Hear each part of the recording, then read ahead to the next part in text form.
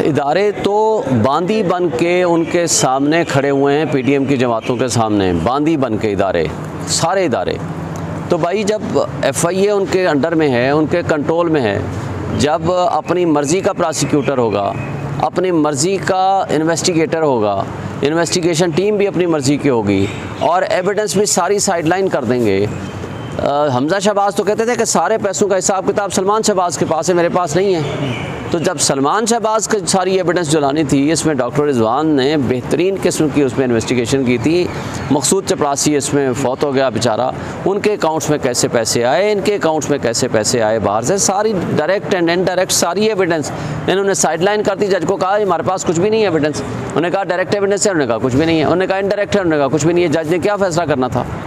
तो ये असल में बदकिस्मती है ना, ये कोई रूल ऑफ लॉ तो है नहीं, कानून की हुक्मरानी तो है नहीं।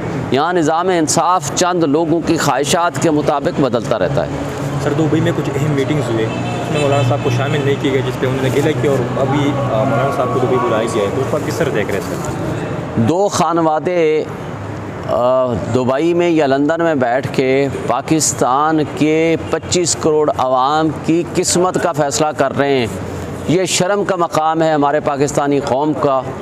पाकिस्तानी कौम के लिए सबसे बड़ी शर्मिंदगी ये है कि आपके मुक़द्दर का फ़ैसला या दुबई में होगा या लंदन में होगा, क्योंकि आप ग़ुलाम हैं।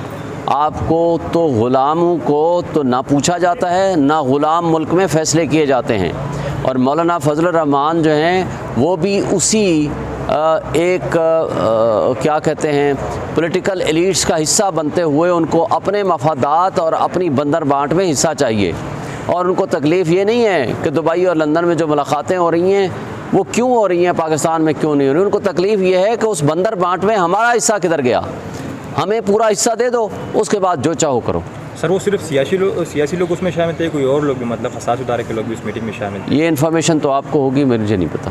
कल सेमिनार भी मुनक़िद हुआ, सेमिनार में कल आर्मी चीफ की जानिब से भी कहा गया, मुख्तलिफ हल्कों की जानिब से भी कहा गया कि 1 साल के अंदर मईशत बेहतर हो सकती है। क्या सिनेरियो आप आगे देख रहे हैं कि 1 साल के अंदर पाकिस्तान दोबारा स्टेबिलिटी की जानिब बढ़ सकता है? बड़ी बदकिस्मती है भाई, 1 साल पहले ये मुल्क 6.1% GDP ग्रोथ के साथ चल रहा था, 0% चांस ऑफ डिफ़ॉल्ट था। कुछ लोग कहते हैं 5% था, चले हम 5% मान लेते हैं। आज आप प्रैक्टिकली 100% डिफ़ॉल्ट कर चुके हैं 14 महीनों में। ये 14 महीनों में हमारे मुल्क की इस्टेब्लिशमेंट ने और पीडीएम ने जो इस मुल्क के साथ खिलवाड़ किया, उसको डिफ़ॉल्ट के करीब लेकर कौन आया? अब सिर्फ इस IMF के कर्ज़े से इतना हुआ है कि डिफ़ॉल्ट को डिले कर दिया। डिफ़ॉल्ट का ख़तरा नहीं टला, डिफ़ॉल्ट को डिले कर दिया जी 3 महीने या 6 महीने के लिए।